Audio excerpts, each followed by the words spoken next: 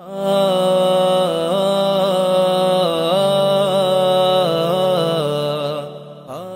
امام اعظم ابو حنیفه رحمه الله د ژوند پلوشي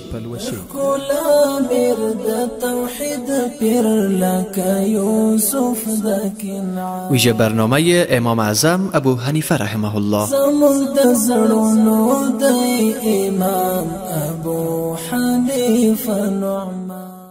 بسم الله الرحمن الرحیم. السلام علیکم و رحمت الله تعالی و برکاته. امام اعظم ابو حنیفه رحمه الله مرد پارسا و پرهیزگاری که در پرتوی تقوا، خدا ترسی، زندگیش را عاشقانه وقف تدوین فقه اسلامی نمود و با برخورداری نبوغ فکری، حافظه قوی و اعجاب انگیز، فراست و بصیرت باطنی، خلوص نیت، طهارت قلبی، عزم قاطع و خلل ناپذیری که داشت، بر همه موانع قائل آمد و پیشوای همگان در علم و فقه بود.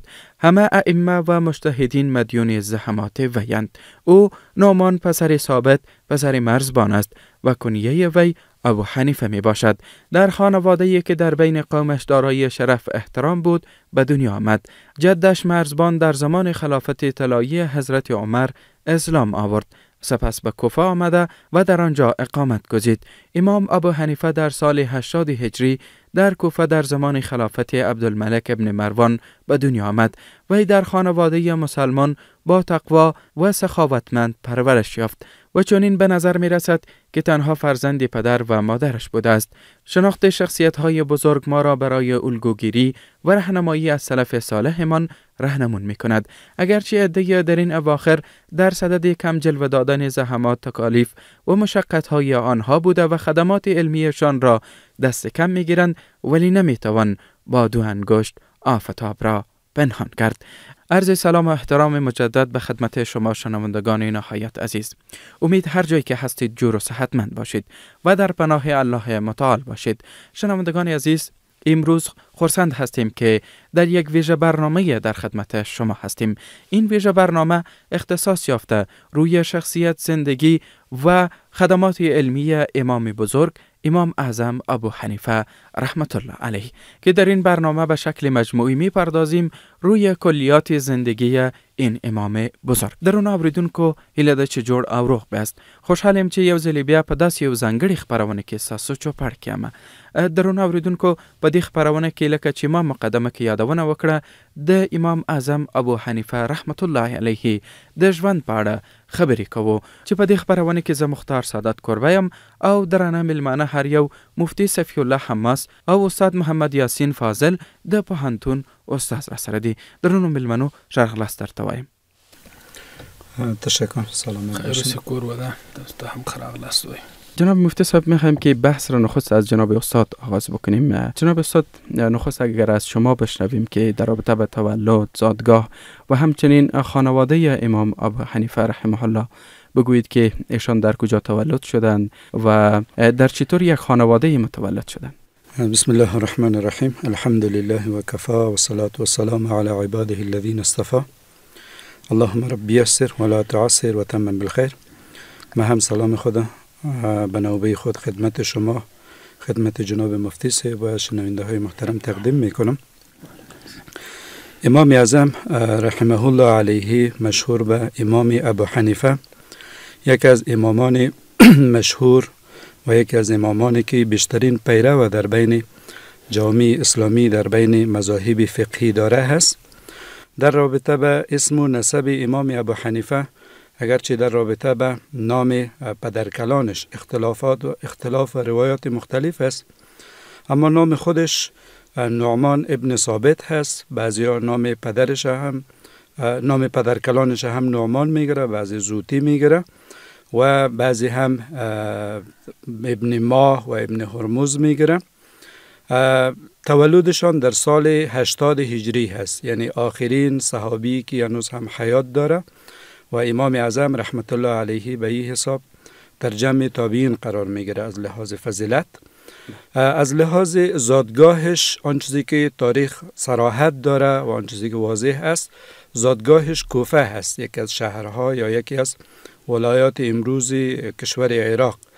اما در رابطه به اصل و نسبش دیدگاه های مختلفی وجود داره بیشترین روایات و بیشترین دیدگاهی که در این موضوع آمده زادگاه اصلیش کابل قدیم میگیرن. حالا کابل قدیم بیشتر موضوع پروانه در اینجا مطرح میکنن که اصل و نسبش برمیگرده به مو کابل گذشته یا به افغانستان گذشته.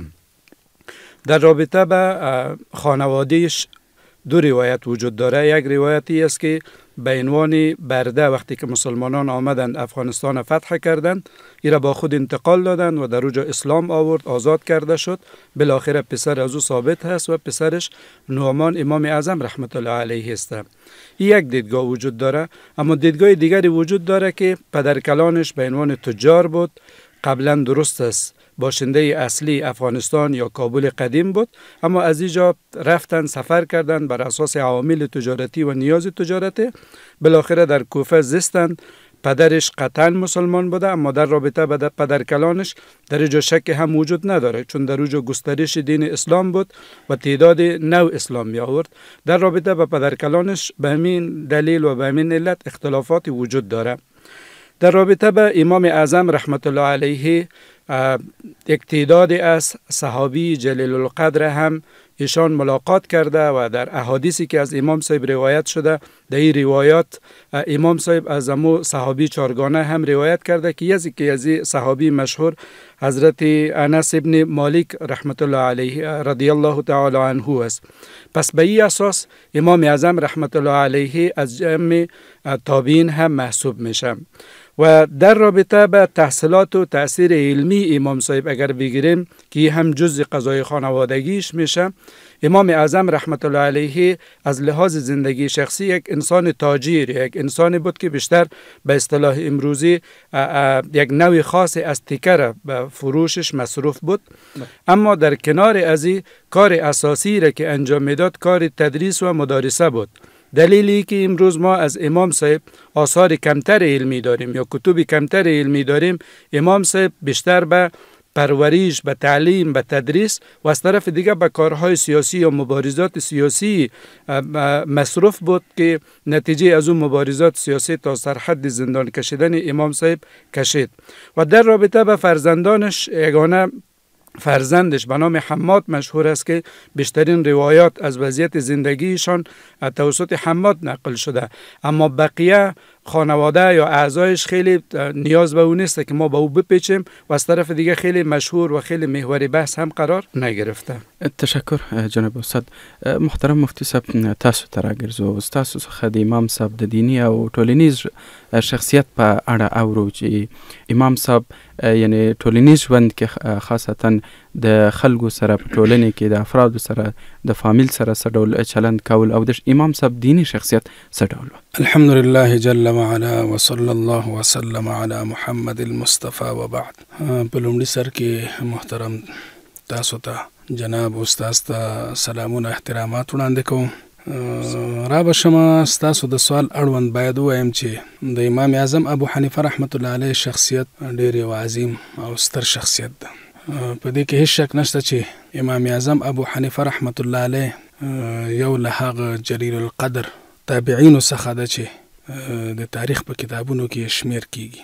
امام ابو حنیفه رحمت الله علیه بې له شکه چې یو دینی شخصیت د دینی شخصیت اړوند باید دومره ووایو چې امام اعظم ابو حنیفه رحمت الله علیه په خیر القرون کې زیږېدلی او د خیر القرون د غوروالي لپاره د رسول صلی الله علیه وسلم هغه حدیث زموږ دپاره بسنه کوي چې فرمایي خیر القرون قرنی ثم الذين يلونهم ثم الذين يلونهم.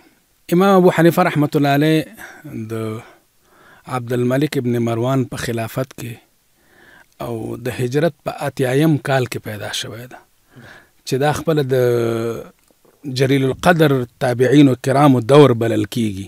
او لدینا منګه هم دا ویلی شي چې امام اعظم ابو حنیفه رحمت الله علیه خپل هم یو ستر او عظیم جلیل القدر تابعی و.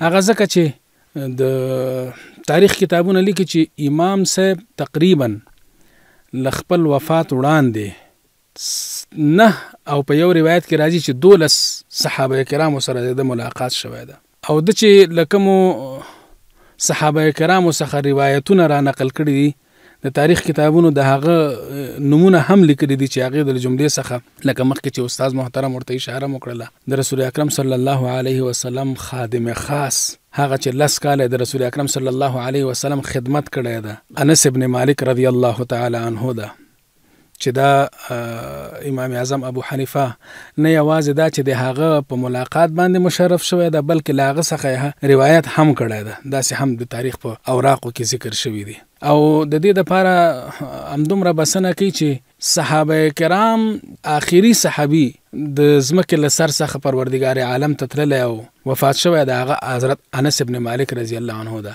د تاریخ کتابونه لیکي چې د په 92 د هجری کې وفات شو 92 د هجری کې په داسې حال کې چې یو روایت کې داسې راځي چې د عمر 102 کال او بل روایت کې راځي چې 109 کال د حضرت انس ابن مالک رضی الله تعالی عنه عمر او حضرت امام اعظم ابو حنیفه رحمت الله علیه پیدا شوی د 88 د هجری کې نو د انس ابن مالک رضی الله تعالی عنه د مړینې په وخت کې د امام صاحب عمر تقریبا که هغه دویم قول په کتاب رواخلو زیات راځي اکا اول قول رواخلو نو هم تقریبا 12 کال کیږي او 12 کلن الک چې هغه تقریبا د امام اعظم ابو حنیفه رحمت الله علیه د مذهب مطابق تقریبا د بلوغ حکم پکېدل شي نو امام صاحب کسه هم په دې اړه یو څه اختلاف ده چې امام صاحب د بلوغ په حالت کې صحابه کرام سره ملاقات کړي کنه نو ستاسو سوال د امام صاحب د دینی شخصیت او د هغه د اجتماعي شخصیت اړوندو نو د دینی شخصیت اړوند باید یو څه وضاحت نور هم درته وایم جناب استاد چې حضرت امام اعظم ابو حنیفه رحمت الله علیه په باره کې علما کرام فرمایي چې پروردگار عالم د قران عظیم شان آیاتونو کې هم د ولایت او د مقام ته اشاره کړې ده داسې بنوي نو وایو چې هغه آیاتونه د په اړه راغلي ځکه چې د وحی په وخت کې خدای موجود نو البته دو آیاتونه په تفسیر کابلی کې علامه شبیر احمد عثماني رحمت الله علیه ذکر کوي چې دو آیاتونو په تفسیر کې هغه ذکر کوي چې د کې د امام اعظم ابو حنیفه رحمت الله علیه امامت او د هغه ولایت ته اشاره ده چې یو هغه د قران آیات د اخرین منهم لما يلحق بهم د سوره جمعه آیات ده او همدارنګه د سوره محمد یو آیات ده چې الله رب العزت فرمایي وان تتولوا يستبدل قوما غيركم ثم لا يكونوا امثالكم دغه آیات په ذیل کې په تفسیر کابلی کې علامه شبیر احمد عثماني رحمت الله علیه فرمایي چې د زرهاو علماو د متفقه فیصله ده چې په دغه دواړو آیاتونو کې امام اعظم ابو حنیفه رحمت الله علیه ته اشاره ده نو د دینی شخصیت ده دغه راز کومنګ تاسو د امام اعظم ابو حنیفه رحمت الله علیه مذهبي شخصیت ته وګورو او د هغه اجتماعي شخصیت ته نو که مذهبي شخصیت وسیړو نو منګو تاسو چې دا وسوي کنه دا سلور مذاهب د دې سلور واړو مذاهب د امامانو امام اعظم ابو حنیفه رحمت الله علیه تقریبا استاد پاتې شوی ده ځکه که مالکی مذهب منګو ګوري امام مالک رحمت الله علیه خپل د امام صاحب په باره کې وایي چې ما د امام صاحب پشان په فقه کې په شخصیت بل نه دلیکله کچېری دی وایي چې دا مخامخ ستنه د سرو زرو د دلیل او حجت او برهان له عمله ثابتولای شي دغه راز ورپسې کوي منګه امام شافعي رحمت الله علیه نظر واخلو د امام ابو حنیفه رحمت الله علیه اړوند هغه خپل فرمایي چې الناس عیال ابي حنیفه فی الفقه په فقه کې د امت د امام ابو حنیفه رحمت الله علیه فامیل لکم بیدا دغه راز کومنګ تاسو د امام احمد ابن حنبل چې د سلورم مذهب امام د هغه رائے د امام صاحب په باره کې ورونه هغه وی چې ما په ورع تقوا زهد او فقه کې له امام صاحب نه ستر شخصیت بل څوک نه دلیدل امام شافعي رحمت الله علیه اړوند راځي چې د امام صاحب په باره کې یو ډیر مشهور قصیده ویل ده چې هغه یو شعر تاسو په خدمت کې عرض کوم هغه به فرمایل چې اعد ذکر نعمان لنا ان ذکره هو المسك ما كررته يتزوع دا هغه د اشخاصو چې د مذهب امامان دي د هغه نظر د امام اعظم ابو حنیفه رحمت الله علیه په باره کې دغه راز محترم رور د امام ابو حنیفه رحمت الله علیه د مذهبي شخصیت اړوند دلایل او د امام ابو حنیفه رحمت الله علیه د دینی او مذهبي شخصیت اړوند چې کوم د رسول صلی الله علیه وسلم په احادیثو کې د اشاره شوی غواړم هغه په یو دوه ټکو کې درته وایم رسول صلی الله علیه وسلم فرمایي خیر القرون قرنی بهترین د زمانه هغه د زپکې دا د صحابه و داورو او په دې کې هیڅ شک نشته چې صحابه د انبیاءونو بعد د زمکه په سر غوره خلق دي د هغه په افضلیت د هغه په غوروالي کې هیڅ شک او شبهه نشته ده ځکه د ابوبکر رضی الله تعالی عنہ په باره کې راځي چې د نبی نه بعد دویم شخصیت د ځمکې په سر غوره هغه ابوبکر صدیق او د صحابه سرخیل ده. نو خیر القرون قرنی کې د صحابه دور راځي، ثم الذين يلونهم دا د تابعین دور ده چې د تابعین په دور کې بیا په خپل امام ابو حنیفه رحمت الله علیه هم راځي، ځکه چې د لکه مخکې ما عرض وکړ چې له 9 څخه زیات صحابه کرام سره د لیدنه شوې ده، نه یوازې لیدنه او له هغوی څخه روایتونه هم کړي چې د غیر جملې څخه انس ابن مالک ده، عمرو ابن حریث ده، عبد الله ابن انیس ده، ابو طفیل عامر ابن وائله ده، سائب ابن یزید ده، محمود ابن ربیع ده رضی الله تعالی عنهم اجمعین. دا هغه صحابه کرام دي چې د دې له جملې څخه نه یوازې دا چې امام ابو حنیفه رحمت الله علیه دې سره بنفس نفیس لیدل قتل کړي دي، بلکې د دې څخه روایتونه هم ذکر کړي دي. نو محترم ورور، دا خو د امام اعظم ابو حنیفه رحمت الله علیه دینی او مذهبي شخصیت، او ان شاء الله پاتې شو د امام اعظم ابو حنیفه رحمت الله علیه اجتماعي شخصیت، هغه ته به هم راوګرځو. ډیره مننه مفتي محترم. جناب استاد برمیگردیم به شما. مسئله سیاست در دین اسلام یک موضوع بسیار مهم است و امام صاحب، شخص امام صاحب دو دودمان اسلامی را دیدند که دودمان اموی هست و عباسی. اگر بیایم از شما بشنویم که شخصیت سیاسی امام صاحب چگونه بود و چی چیزهایی را ما میتونیم من حیث مسلمان از شخصیت سیاسی امام صاحب بیاموزیم؟ دقیقا ما وقتی که از امام اعظم رحمه الله تعالی علیه بحث میکنیم، امام صاحب در حقیقت یک شخصیت کامل داشت. ابعاد شخصیتیش چنانچه مفتی صاحب اشاره کرد، موضوع ورع و تقوا و زهدش، موضوع اخلاقش در رابطه به عقیده، حتی یک تعداد باورمند به این است که مذهب اصلی امام صاحب موضوع عقیدوی تشکیل میده. موضوع فقهی یک موضوع فرعی است که در اینجا کار شده و بیشتر مورد توجه قرار گرفته. به می شکل در بود سیاسیش اگر بیایم، امام صاحب به عنوان یک امام و به عنوان یک پیشوا موضوع سیاست و سیاست مداری را بسیار جدی محور توجه قرار داده و دلیلش است که امام صاحب همزمان با دو جریان سیاسی قرار گرفت. یک طرف آخر اموی ها بود و یک طرف هم شروع عباسی ها بود. بنابراین امام صاحب در این تعاملی که نیاز بود در هر دویش اصول اسلامی، ارزش های فقهی، تمام اینا را فراموش نکرده و با جدیت و قاطعیت در برابر ناهنجاری هایی که از طرف نظام علیه ارزش های دینی یا ارزش های اسلامی تحمیل می شد قد علم کرده و زبان اعتراض خود بلند کرده. در کل اگر ما بیایم نمونه های ابعاد سیاسیش به عنوان مثال ارائه بکنیم، اول موضوع استقلال سیاسی و مخالفت با فرامین و دساتیر خلاف شرع و خلاف اصول اسلامی که از طرف نظام صادر می شد.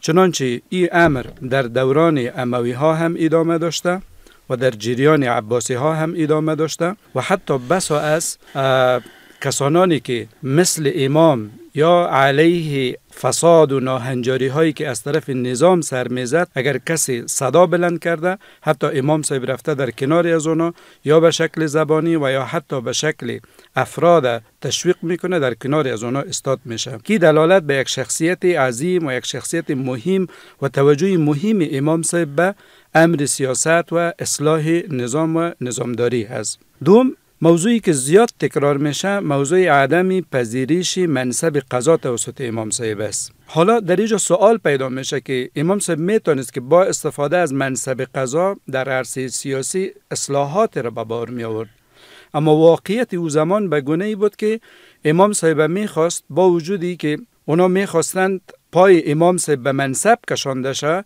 اما از طرف دیگه میخواست که یک ضربه خطرناک در عرصه علمی، در عرصه اجتهادی و در جایگاه اجتماعی که امام صاحب داشت به او وارد کرده باشه. تا پای ازی به منصب، حتی اختلاف وجود داره، دیدگاه دیگری است که وقتی که منصب قضا را قبول نکرد، به عنوان سرمعمار بغداد را تعیین کرد. هر دو منصب پیشکش به خاطر میشه که اونا میخوان که امام صاحب در نظام شریک شه و بعد از او علیه نظام اعتراض کرده نتانه و نقد کرده نتانه و امام صاحب میدانست در صورتی که در اوجا بره بعد از او اصول و او ارزش های اصیل اسلامی را که از بیرون نظام نقد میکنه و بر نظام راهنمایی میکنه، این کار انجام داده نمیتونست. سومش انتقاد از فساد حکومتی و حمایت همیشگیشان از عدالت. این سومین ویژگی سیاسی در شخصیت امام صاحب است. همیشه علیه ناعدالتی ها و بی‌عدالتی ها صدا بلند می‌کردند و از طرف دیگه فسادی که از طرف حکومت بالاخره تحمیل میشد و بلند میشد و به عنوان قوانین پیش میشد، امام صاحب بسیار جسورانه، شجاعانه که یکی از ابعاد شخصیتیش جسارت بود، در برابر از آنها استاد میشد و او را منع میکرد که در نتیجه حتی تا سرحد تبعید و امثالهم میکشم. موضوع دیگرش محبوبیت در میان مردم بود. عموما محبوبیت در میان مردم وقت شکل میگیره که او انسان عدالت محور باشه، در کنار ارزش های اخلاقی از عدالت ها دفاع بکنه و این محبوبیت امام صاحب برگرفته از توجهش نسبت به ارزش های عدالتی بود. همیشه از عدالت دفاع میکرد، چنانچه نمونه های متعدد ما داریم که مشکلات متعددی وقتی دامنگیر افراد و شهروندان عصر میشد، امام صاحب به خاطر دفاع از ارزش و دفاع از حق میرفت در کنار مظلوم و در برابر افرادی که علیه از ظلم کرده ولو از آدرس نظام بود در برابر از آن استاد میشد. موضوع اخیری که به عنوان بود شخصیتی سیاسیش هست، موضوع تبعید شدنش است. امام صاحب حدود 2 سال تبعید میشه در آخر حکومت اموی ها و در مکه مسکن گزین میشه. در اوجا با استفاده از تدریس و تعلیم همچنان از دانشمندان و علمای او عصر استفاده هم میکنم. در کنار از اگر ما بیایم کارکردهای امام صاحب در بخش عباسی ها و اموی ها ما مورد تحلیل قرار بدیم، تقریبا از سال 121 تا 123 که آخرین ادوار یا آخرین زمان عصر اموی ها بود، امام صاحب با مخالفان اموی ها در حقیقت همگون بود، به استثنای خواریجی که اونا به دور از ارزش های اسلامی عمل میکرد. دیگر جریان هایی که بر حق و بر عدالت استوار بود از اونا حمایت میکرد. از طرف دیگر قیام زین ابن علی را حمایت میکنه و در کنارش استاد میشه که دلالت از یک طرف به عملکرد سیاسی امام صاحب هست و از طرف دیگر امو حق محوری یا عدالت محوری که دقیقاً اگر از لحاظ تاریخی هم ببینیم آخر نظام اموی ها از لحاظ فساد به اندازه زیرو رو شده بود که دیگه ارزش های اسلامی در اوجا معنا نداشت و جا نداشت. به می خاطر امام صاحب میایه مخالفین از آنها را حمایت میکنه به نحوی. در کنار از اینا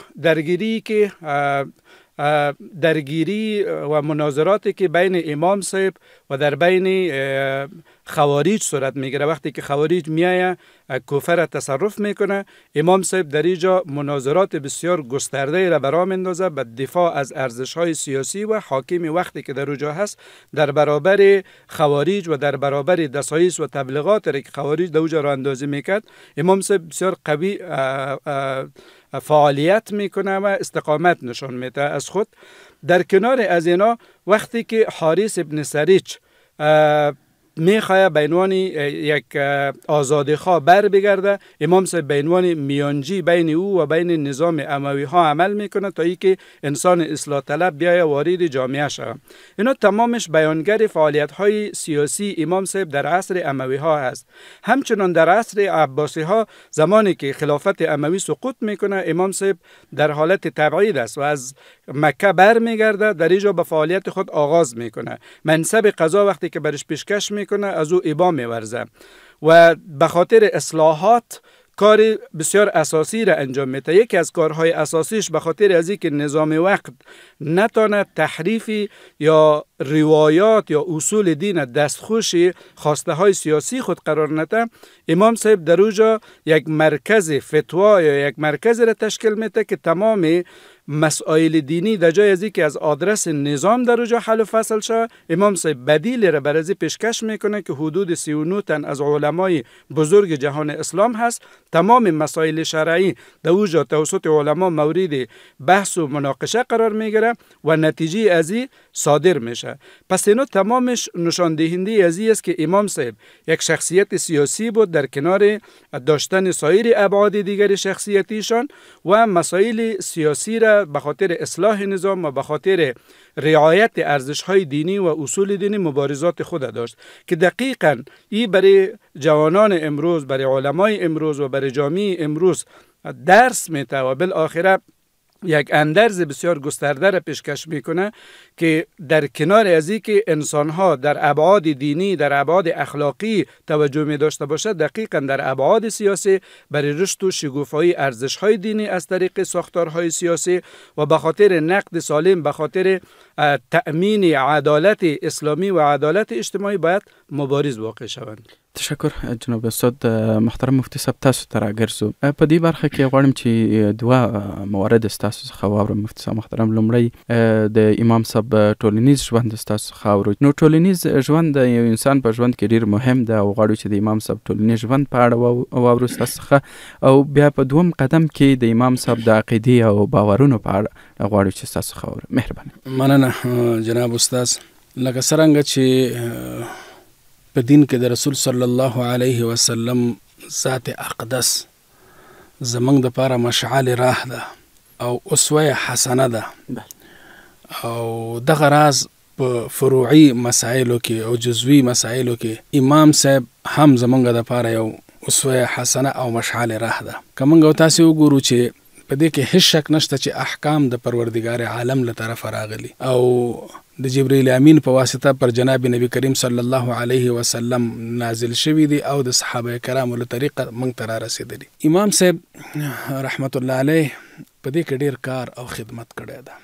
د امام صاحب له اجتماعي او ټولنیز ژوند مخکې باید د هغه د مذهبي زندگی ته یو څه رڼا واچوم پر هغه باندې. لکه مخکې هم ما د دې خبرې یادونه وکړله چې تاسو وګورئ چې کومنګ او تاسو وګورو قرآن عظیم الشان دا په لومړي ځل حضرت ابوبکر صدیق رضی الله تعالی عنہ راجمه ک باقاعده د قرآن عظیم الشان د یو مصحف او نسخه په شکل کې وړاندې ک، او کوم دغه سی وګورو فقه چې دا امام ابو حنیفه رحمت الله علیه په لومړي ځل داسې مدونه کړل او ترتیب کړل او د منګو تاسو خدمت ته عرض کړل.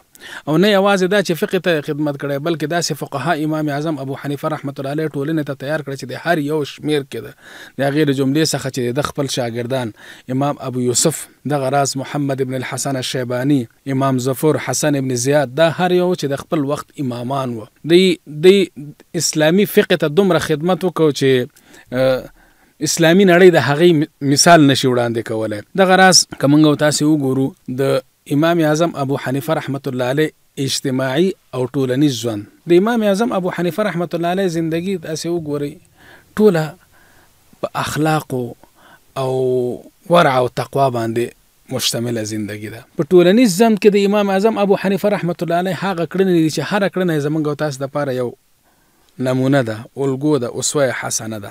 د امام صاحب رحمت الله علیه باوجود د دې چې په فقه کې د هغه اعلی او ارفع درجه ته رسیدلی د خپل زماني امام او د خپل زماني په دور کې د فقه کې خپل ساره او ثاني نه درلوده.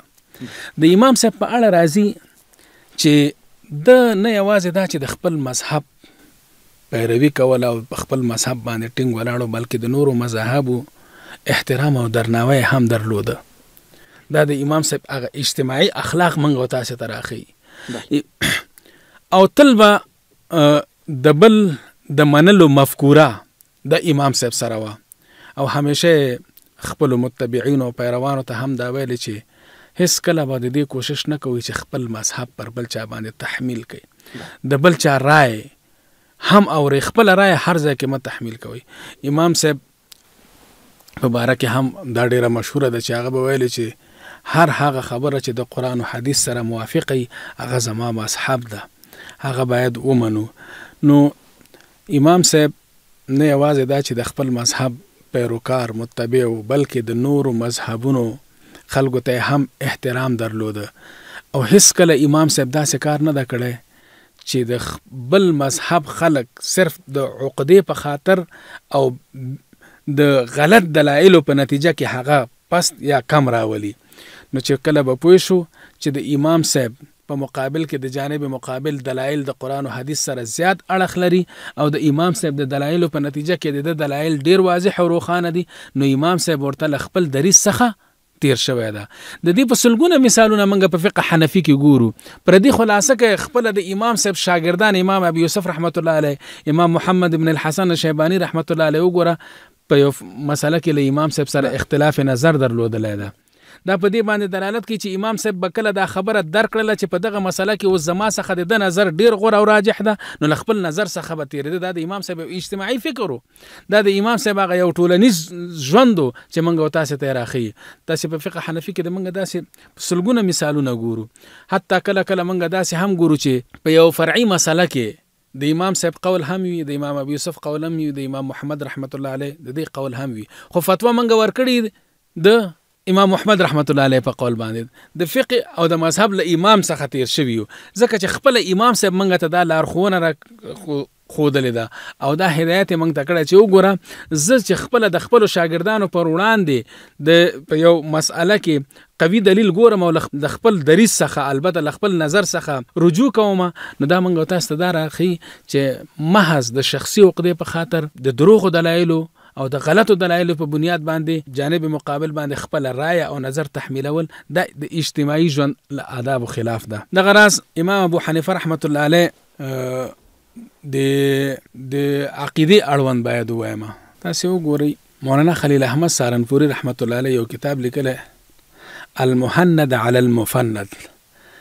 دا په دغه کې د امام ابو حنیفه رحمت الله علیه ټول عقاید بیان شوي دي. او که زه ووایم چې د امام ابو حنیفه رحمت الله علیه عقیده هماغه عقیده ده کوم چې د اهل سنت والجماعت عقیده ده، او د اهل سنت والجماعت عقیده هماغه ده کوم چې د رسول صلی الله علیه وسلم او د صحابه کرامو عقیده ده. ځکه رسول صلی الله علیه وسلم فرمایي دي چې ما انا علیه و اصحابي، هغه ډله به کامیاب ډله فلاح او نجات موندونکې ډله وي کومه چې زما او زما د صحابه کرامو پیروکار او متبعین وي. له همدغې د حدیث له جملې څخه علماء وخت اهل سنت والجماعت رامنځته کړي دي. اهل سنت والجماعت وایي همدغه ته چې هغه د قرآن او د جناب نبی کریم صلی الله علیه وسلم د احادیث او د هغې د سنتو څنګه پیروکار او متبعین وي، او همغه اهل سنت والجماعت دي. د امام ابو حنیفه عقیده د همغه عقیده ده کومه چې د اهل سنت والجماعت عقیده ده. د امام ابو حنیفه رحمت الله علیه د شاګردانو شاګرد چې موږ تاسې ورته د فقه حنفي وکیل هم ویلی شو، امام طحاوي. امام طحاوي کتاب لیکلی العقیدة الطحاویه په نامه. په دې کې د امام ابو حنیفه رحمت الله علیه ټول عقاید بیان شوي دي. د امام ابو حنیفه رحمت الله علیه عقاید هغه عقاید چې کوم په قرآن او سنت باندې استوار عقاید دي، کوم چې د اهل سنت والجماعت. اوس خو دا موقع دی نه ده چې د امام صاحب یو عقیده څنګه چې را برسېره شي چې د پروردګار عالم د ذات اړوند د امام صاحب عقیده سوه، د رسول صلی الله علیه وسلم د ذات اړوند د امام صاحب عقیده سوه، د قیامت اړوند یې څه عقیده وه، د حشر اړوند یې څه عقیده وه، د پورې سرات اړوند یې څه، د کوثر اړوند یې څه، د همدغه راز د صحابه کرامو دا ټول په عقیدة الطحاویه کې چې د فقه حنفي وکیل امام طحاوي ذکر کړی دی هلته موجود ده. نو را به سمه دا به هم وایم چې د امام صاحب د همیشه د پاره د وخت د امامانو د هغه وخت امامانو چې هغه صالح و او الله دغه پیغمبر د دین ته مصلح و د هغوی پیروي یې کړې ده. د امام صاحب د عقایدو له جملې څخه دا هم ده چې د هغه امام د وخت چې هغه د الله او د هغه د رسول د دین پیروي ته خلق رابولي، د هغه اطاعت پر هر مسلمان باندې واجب ده. د هغه امام د وخت چې الله او رسول ته تر هغه پورې عقیدة الطحاویه کې دا لیکلي تر څو چې هغه نه کفر بواح څرګند نشي، د هغه اطاعت پر هر مسلمان باندې واجب ده. دا د امام صاحب عقیده ده او موږ ته دا راښیي. دا نن سبا اوس چې الحمدلله کوم نظام راغلی، کوم حاکم پروردګار عالم موږ ته راکړی، بلکل موږ په دې باندې شاهد یو او د قیامت په ورځ هم دا گواهی ورکو چې پروردګار عالم چې دا کوم نظام موږ ته راغلی دا د دین اسلام سره عین مطابق ده. نو فلهذا د امام صاحب که یو سړی ځان د امام صاحب د مذهب پیروکار او متبع بولي، هغه باید د دې نظام څخه ملاتړ وکړي، هغه باید د دې نظام اتباع د خپل یو دینی وجیبه وبوري. د چا د عقیدې په رڼا کې؟ د امام ابو حنیفه رحمت الله علیه د عقیدې په رڼا کې. ځکه د امام صاحب د عقیدې په اړه راځي چې هغه به فرمایلی چې اسمعوا و اطیعوا، تاسې واورئ او اطاعت وکوئ د هغه حاکم چې هغه پر تاسو باندې حکمران یا بادشاه د وخت متعین شوی ده. الا ان تروا کفرا بواحا، ها په هغه صورت کې اطاعت مکوئ چې هغه نه تاسې یو کفر بواح سرګند کفر وګورئ، ځکه چې د رسول صلی الله علیه وسلم حدیث هم ده لا طاعة لمخلوق فی معصیة الخالق. نو الحمدلله پروردگار عالم نه ډیر خوشاله یو او چې پروردگار عالم موږ ته داسې نظام راکړی او بیا د امام صاحب غوندې د مذهب پیروکار یو. همدغه مذهب موږ ته دا راښیي چې کله حاکم دی د الله او دغه د پیغمبر د شریعت پابند وي او ټول امر د الله او دغه د شریعت سره عین مطابق وي، نو د هغه اطاعت پر موږ ټولو باندې واجب ده. دا د امام صاحب عقیده وه. دغه راز خلاصه به دا وایم چې تاسې سوال کړو چې د امام صاحب عقیده، د امام صاحب عقیده په ټوله کې داسې ویلی شو هماغه عقیده ده کوم عقیده چې دی اهل سنت والجماعت ده. ډېره مننه مفتي صاحب محترم. جناب استاد، علت قبول مذهب حنفی و اصول آن در جهان چیست؟ موضوع عوامل گسترش مذهب امام ابو حنیفه رحمه الله علیه یا مقبولیتش در بین مردم عوامل مختلفی داره. بدون شک یکی از پرطرفدارترین مذاهب اسلامی امروز مذهب امام اعظم رحمت الله علیه است که در عوامل مختلف نقش داره. اولین عواملی که همیش منتقدین مذهب امام صاحب و موافقینش هر دویش به او اعتراف داره موضوع حمایت حکومت‌های وقت هست. با وجود از اینکه امام صاحب در برابر ناعدالتی ها قیام میکرد، اعتراض میکرد، اما نظر به مو واقع‌گرایی یا حقانیتی که در مذهب امام اعظم رحمت الله علیه بود، نظام‌های گذشته از مذهب ازی و برای گسترش ازی حمایت میکرد.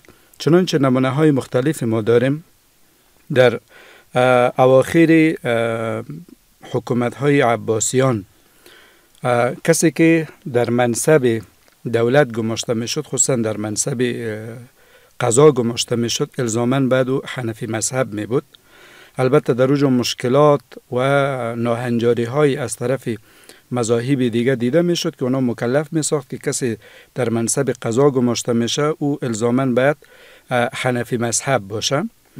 و وقتی که ما میایم امپراتوری عثمانی ها یا خلافت عثمانی ها را مرور میکنیم، در اوج مذهب رسمی مذهب امام صاحب هست و بدون شکی دال بر واقع نگری، دال بر همه جانبه نگری و دال به ای است که پاسخگو به نیازهای او زمان بوده. بنابراین حکومت عباسی ها نیاز دیده که مذهب امام صاحب به عنوان مذهب رسمی باید وجود داشته باشه. دومین علت یا عاملی که سبب گسترش و مقبولیت مذهب امام صاحب شده و موضوع آسانگیری و تطبیق پذیری فقهی است. امام صاحب بیشتر به عنوان مکتب اهل رأی محسوب میکنه. خیلی از مواردی که نیاز به اجتهاد، نیاز به قیاس و خصوصا موضوع استحسان، موضوع عرف احسن، اینی قضایا را وقتی میپذیره در اینجاست که شریعت که امو اصل فلسفیش موضوع رعایت مقاصد شریعت هست، یعنی هر حکمی که آمده در اوج الله متعال یک مقصد، یک هدفی را بالاخره به خاطر مصالح مردم مد نظر گرفته. امام صاحب به خاطر برملا کردن از این مقاصد در فتوا، در اجتهادات، در قیاس خود بسیار جدی توجه فرمودند. به مو خاطر این آسانگیری بیشتر مورد توجه عامه مردم قرار گرفته و سبب گسترش مذهب امام صاحب شده. سوم، نقش شاگردان امام صاحب بود. از جمله شاگردان امام صاحب خصوصا امام محمد ابن حسن شیبانی که اینا بیشترین تعلیفات در مذهب امام صاحب داره و امام ابو یوسف که به عنوان قاضی القضات عصر بود و شاگردان متعددی داشت و همچنان امام زوفر. اینا از جمله 3 شاگرد برجسته امام صاحب بود که خصوصا وقتی ما ظاهر روایه را در مذهب امام صاحب میبینیم که او شامل المبسوط، زیادات، سیر صغیر، سیر الکبیر، جامع صغیر، جامع الکبیر است.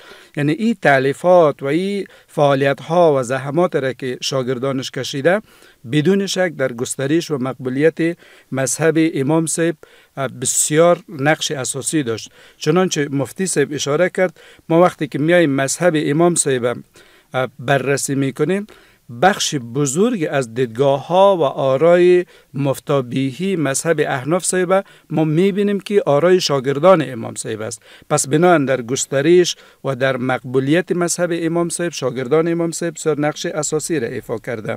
عامل بعدیش موضوع تدریس و تعلیم بود. چنانچه قبلا اشاره شد، امام صاحب در ابتدا هم مذهب از یک تدریس شروع کرد. یعنی خود امام صاحب هیچگاه نگفته که از ما تقلید بکنین یا از ما پیروی بکنین، اما مقبولیت و رویش را که در اونجا استفاده کرده بود عامل بر این میشه که همه بیایه ای را بپذیره. و امام صاحب او مکتب یا او حلقی را که در ابتدا تأسیس کرده بود توسط شاگردان خود ای را گسترش داد. تدریس، مدارسه، توجه به تعلیم، توجه به تربیه و توجه به آموزش فقهی به اندازی که در مذهب امام صاحب صورت گرفته در بقیه مذاهب همعصر امام صاحب صورت نگرفته.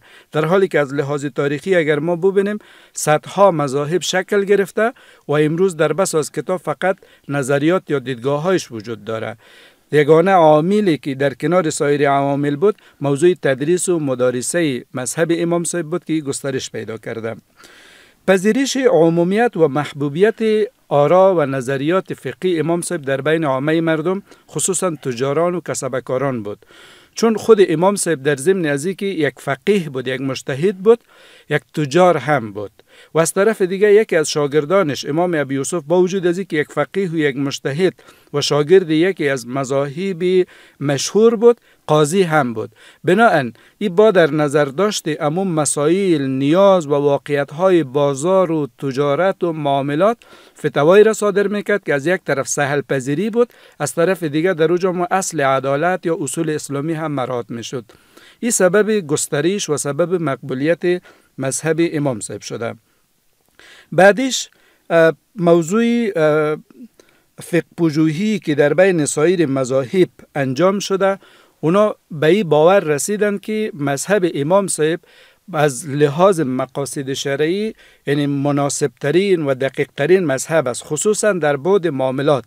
ما وقتی که احکام شرعی را میبینیم نظر به آیات و احادیث متعدد هیچ حکم را الله متعال صادر نکرده مگر که در تطبیق و در عملی کردن از او یک نفع، یک مصلحت برای مسلمان ها و برای انسان هاست.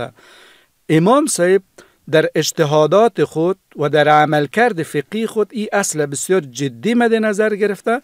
بنابراین شما وقتی که مجلة الاحکام که منبع قوانین مدنی کشورهای اسلامی یا یگانه قانون مدنی هست، شما میبینید که بیشتر از 80% مواد ازی برگرفته از مذهب امام صاحب است.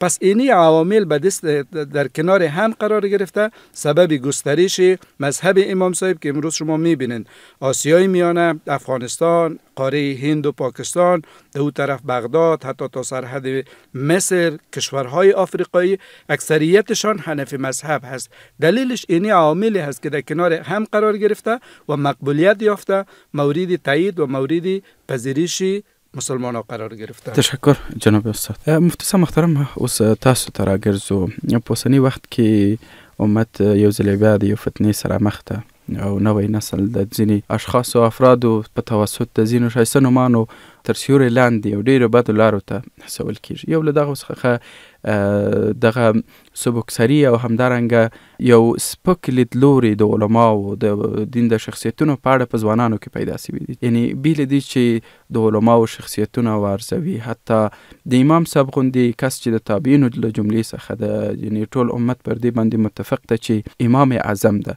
په اوسني عصر کې ځینې اشخاص او افراد پیدا کېږي چې د امام صاحب پسې خوله خلاصوي او ځینې داسې الفاظ وایي چې یعنې په هیڅ وجه د یو مسلمان له لوري مناسب نه ده چې حتی یو عادي فرد وکارول سي. حال دا چې امام صاحب خپل پر ځای. نو که چیرې یو څوک راځي د امام صاحب پسې خبرې کوي یا یې نعوذ بالله توهین کوي، نو په اسلام کې د داسې یو شخص حکم څه ده او د شریعت لیدلوری او نظر داسې مواردو کې څه ده؟ ډېره مننه محترمه. ګورئ که موږ او تاسې د قرآن عظیم الشان تعلیماتو ته متوجه شو، نو قرآن عظیم الشان موږ او تاسې ته دا لارښوونه کوي چې د یو معتبر شخصیت خلاصه، د یو تابعي صحابي خو څه کوي، د یو پیغمبر خو څه کوي، د یو ادنا شخص توهین هم موږ ته اجازه نه راکوي. تاسې وګورئ پروردګار عالم په قرآن عظیم الشان کې فرمایي چې یا ایها الذین آمنوا لا یسخر قوم من قوم عسى ان یکونوا خیرا منهم. دا آیات موږ او تاسې ته په واضحه ټکو باندې دا وایي چې باید موږ او تاسې د یو چا توهین، اهانت، سپکاوی ونه کړو. بیا امام صاحب خو داسې یو عظیمه هستي ده، که چیرې امام صاحب نه وای نو دغه امت به د دې عظیم فقه نه داسې محرومه پاتې و. ګوره امام صاحب نه یوازې دا چې خپل مذهب ته بلکې دین اسلام ته ستر او عظیم خدمت کړی. مخکې استاد یوې نقطې ته اشاره وکړله. امام صاحب مذهب داسې غني مذهب ده، هغه مسایل چې د امام صاحب په فقه کې موجود دي په نورو فقو کې نشته. تاسې وګورئ د محاکمو اړوند څومره مسایل چې دي د محاکمو، په دې کې معتبر او راجح قول د امام ابي یوسف ده. علامه زاهد الکوثري یو کتاب لیکلی حسن التقاضي فی سیرت امام ابي یوسف القاضي. امام ابي یوسف رحمت الله علیه د خپل وخت قاضي والقضاتو لدینه مخکې د دغه منصب وړاندیز امام صاحب ته شوی او چې هغه انکار وکړ، او دا د امام صاحب خپل اجتهاد و، ځکه هغه حالاتو ته کتلو او د هغه وخت په نظر د امام صاحب دغه پریکړه په خپل ځای صحیح وه، ځکه د هغه وخت حاکمان یا سربراهان چې وو امام صاحب د هغې کړو وړو ته په کتلو د قضا منصب قبول نه کم. او بیا د رسول صلی الله علیه وسلم هغه حدیث هم و چې من جعل قاضیا فقد ذبح بغیر سکین. امام صاحب ته که څه هم یو روایت کې دا راځي چې هارون رشید ورته وویلې چې ته د قضا منصب ومنه. امام صاحب ونه بندي شو، درو باندې وهل شو، حتی د امام صاحب جنازه هم له زندان څخه ووتله، خو ته دا منصب قبول نه کړه. هغه نه وروستو دغه منصب بیا د امام صاحب سرخیل شاگرد د فقه حنفي ستر امام ابو یوسف د اصل نوم محمد ابن ادریس ده، د قضا منصب. او بیا په دې اړه دومره خدمت وکړو د موږ او تاسې د محاکمو تاسې وګورئ په فقه حنفي کې چې څومره د محاکمو اړوند جزئیات او فروعات موجود دي، دا په کوم بله فقه کې نشته، ځکه چې د دې بانی د هغه وخت مطابق مستنبط کوونکی امام ابو یوسف رحمت الله علیه ده. دغه راز په معاملاتو کې تاسې وګورئ، په معاملاتو کې لکه ظاهر الروایت کې چې مخکې ورته استاد اشاره وکړله، دا ټول د امام محمد رحمت الله علیه خدمت د چې کړي دي.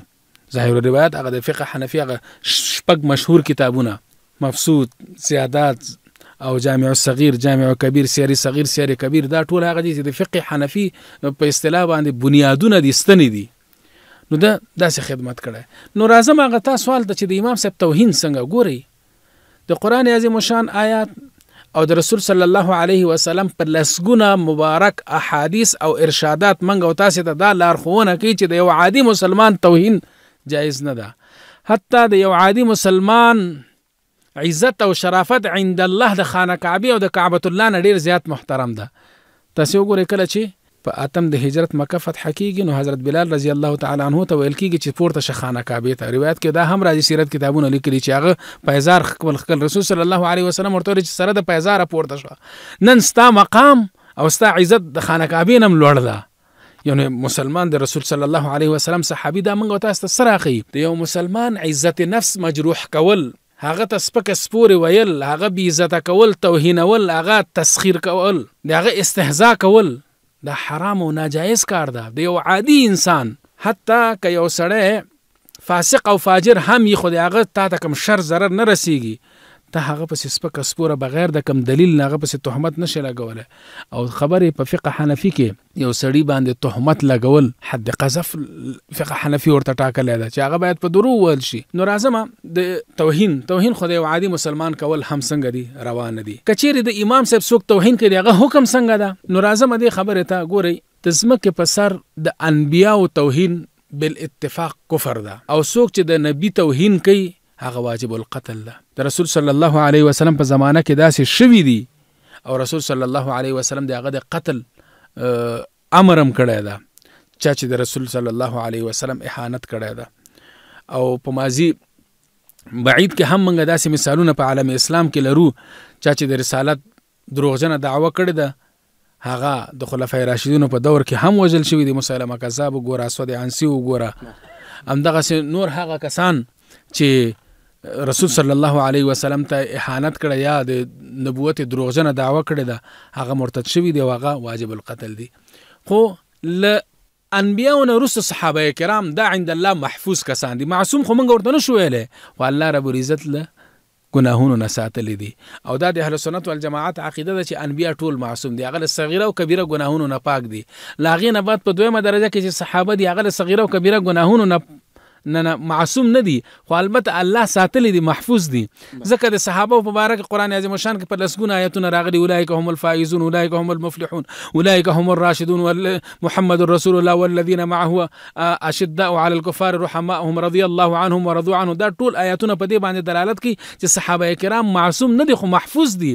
د غزوه بدر ګډونوالو په باره کې بخاری کې روایت نه ده راغله چې رسول صلی الله علیه وسلم ورته فرمایل چې اعملوا ما شئتم قد غفرت لكم، یعنی الله رب العزت تاسو ته دا وایي چې د دې نه وروسته چې تاسو کوم عملونه کوئ الله رب العزت تاسو ته څنګه کړي بخلي دي. نو د صحابه توهین کول هم د فقه حنفي د مذهب مطابق دا کفر ده. لکه موږ تاسو چې وګورو که نه ځینې خلک دي چې د ام المؤمنین حضرت عایشه رضی الله تعالی عنها توهین کوي. د اهل سنت والجماعت دا عقیده ده چې د هغې توهین کول کفر ده، هغه هم واجب القتل ده. د هغې نه وروستو د صحابه و نه بعد تابعین تبع تابعین ګوري د هغې توهین کول خو کفر نه ده. البته په دې کې هیڅ شک نشته ده چې دا په بیادبي کې راځي، دا په ګستاخي کې راځي. مسلمان باید له دې نه ډډه وکړي، ځکه علماء کرام لیکي وایي که یو سړی د یو عالم دین توهین کوي، یو عالم دین امام صاحب خو پرېږده خو د مذهب امام ده، د یو عالم دین توهین چې کوي و د دې خبرې خطر او محسوس کېدلی شي چې دا سړی به د دنیا څخه د کفر په حالت کې ځي. یعنی ګوره موږ صحیح ده د امام صاحب توهین به موږ تاسو ته ووایو چې د امام صاحب توهین کول کفر نه ده، خو یاره که کفر نه ده نو حرام کار خو ده. باید له دې څخه امام د یو عادي مسلمان له توهین نه باید ډډه وشي. بیا امام صاحب خلاصه کوي. نو که یو سړی په خپل عاقبت باندې ډاریږي نو هغه د داسې سترو شخصیتونو له توهین څخه ډډه وکړي. امام صاحب خلاصه کوي چې د یو عالم، د یو ملا، د یو مذهب د پوه شخص له توهین نه، ځکه چې د خطر ده چې دا سړی به الله تعالی له د دنیا څخه د کفر په حالت کې بوزي، نو داسې یو بد عاقبت لري. ډېره مننه مفتی صاحب محترم. جناب استاد در اخیر برنامه قرار داریم، تقریبا 4 دقیقه وقت داریم. در اخیر دیدگاه علما، امامان و علمای اهل سنت را در مورد شخصیت امام ابو حنیفه رحمت الله علیه میشنویم. با در نظر داشته که در جریان بحث و برنامه به ابعاد مختلف شخصیتی امام صاحب اشاره صورت گرفت، به همین شکل علمای اهل سنت هم به ابعاد مختلف شخصیتی امام صاحب اعتراف کردند و اونا را تایید میکنه. از جمله امام صاحب شافعی، چنانچه قبلا این مورد مفتی صاحب هم اشاره کردند، امام صاحب شافعی که یکی از امامان مذاهب چهارگانه اهل سنت هست، او میگه که الناس عیال فی الفقه علی ابی حنیفه، یعنی او اعتراف میکنه به فقاهت، به اصول محکم و اصول دقیق امام صاحب و میگه که مردم جیرخور یا عیال امام ابو حنیفه در فقه و فقاهت هست. به می شکل امام مالک ابن انس که هم یکی از مؤسسین مذاهب چهارگانه اهل سنت هست، یک ملاقات با امام صاحب در مدینه داره و بعد از وقتی که امام صاحب بیرون مشارکت میکنه شاگردانش تعجب از این میبینه، چون امام مالک هزارها شاگرد داشت. پرسان میکنه که کی بود که از ملاقات با این قدر متعجب شده. امام مالک میگه رأیت رجلا لو کلمک فی هذه الساریه ان تسیر ذهبا لصار ذهبا. میگه که مرد را که شما میبینید کسی است که اگر بخواه استدلال بکنه که این چوب به طلا یا این ستون به طلا تبدیل شه و به طلا تبدیل میشه. یعنی در اینجا امام مالک به فقاهت، به منطق و به قدرت استدلال امام اعظم رحمت الله علیه اعتراف میکنه. امام احمد بن حنبل که مؤسس یکی از مذاهب دیگر مذهب چهارگانه اهل سنت هست، و میفرماید ان ابا حنیفه امام فی العلم والفقه و من یعظمه فانه یحب السنه. میگه امام اعظم رحمت الله علیه امام هست در علم و در فقه و هر کسی که ای را تعظیم کرده باشه، احترام کرده باشه، سنت احترام و تعظیم کرده.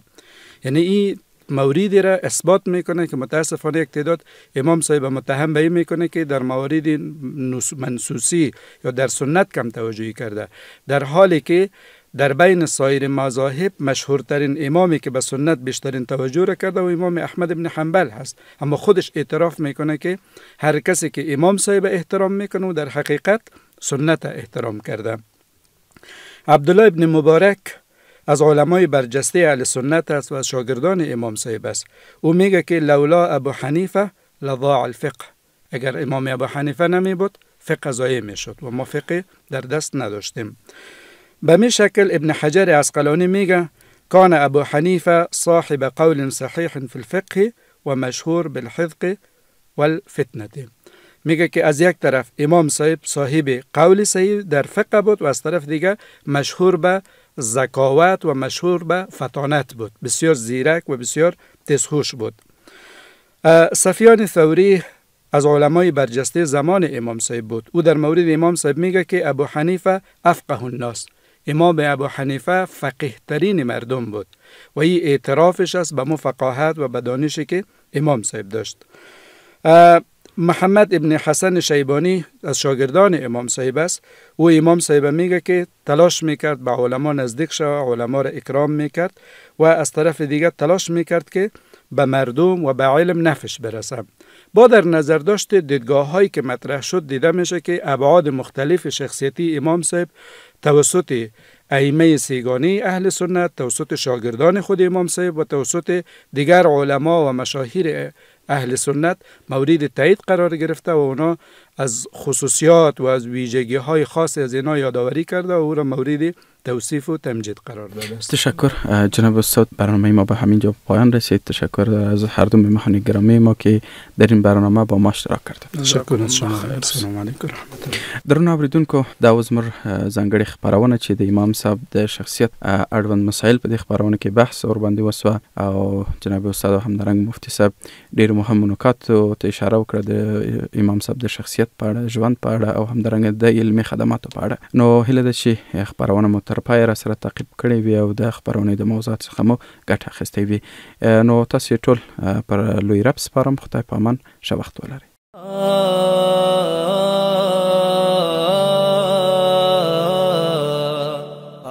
د امام اعظم ابو حنیفه رحمه الله د ژوند پلوشي